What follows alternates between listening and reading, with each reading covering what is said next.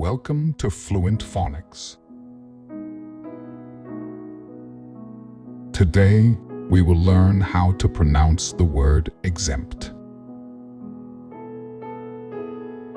Exempt. Exempt.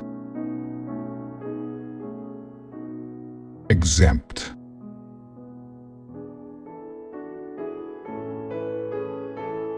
Here's an example of how one might use it in a sentence.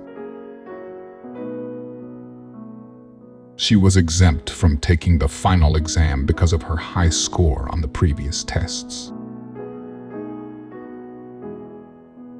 Exempt means to be free from a particular obligation or requirement, often due to meeting certain criteria or qualifications.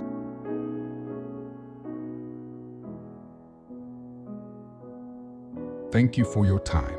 If you enjoyed this, please like and subscribe for further content.